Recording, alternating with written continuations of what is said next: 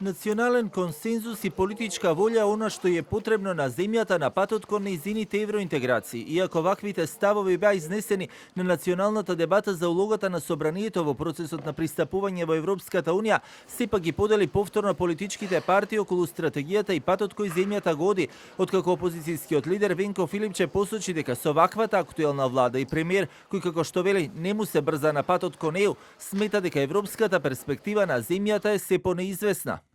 За жал, вистината е разочарувачка, немојте ништо да очекувате од европскиот пат. Ама буквално ништо.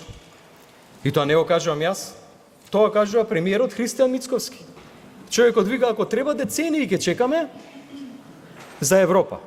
Што можеме да очекуваме после таква експлицитна во јавност изјава дека нема оваа влада еден чекор да направи? Со оваа нова партиска структура европскиот пат запре. Со лажна кампања презентираа на граѓаните дека се што е на маса, ставено како договор со Европа, е национално предавство. Факт е дека оваа власт не сака напред кон Европа, затоа што не сака контрола од европските институции. Од опозицијската ВМРО ДПМН, пак реториката на Филипче ја оценија како политиканство и обиди за политичко поентирање, иако како што рече пратеничката Ели Панова, оваа влада работи на реформската агенда, но неопходно е постигнување на национален консензус за националните интереси. Најпрв мислев дека присуството овде сите на иста маса ќе ги надмине политиките и председателот на Националниот совет за евроинтеграции денес ќе се надмине, затоа јас ќе се издигнам на целата ситуација. Градењето на национален консензус кога станува збор за Европската унија е многу битен.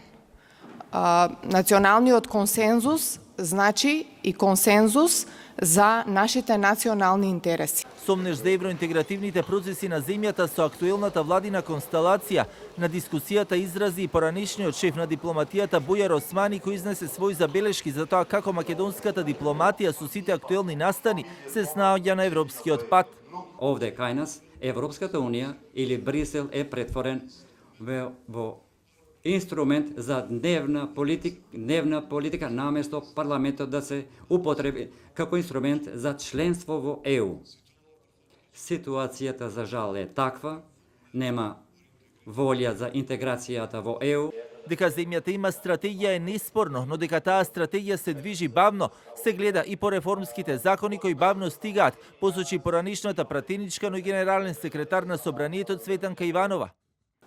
Во овој момент, колку што јас пратам, нема многу закони кои што се од оваа област и сега сами ќе заклучите дека практично нема и процес некаков на придвижување. И додека Црна Гора и Албанија се чекор поблиску до остварување на европскиот сон, Македонија и натаму останува заглавена поради протоколот, но и барањата за уставни измени и вметнување на бугарите во него, а и во своите последни изјави кои ги даваше премиерот, укажуваше на тоа дека нема намера да отстапи и да пристапи кон промена на уставот без јасни гаранции и по цена да се чека со децении.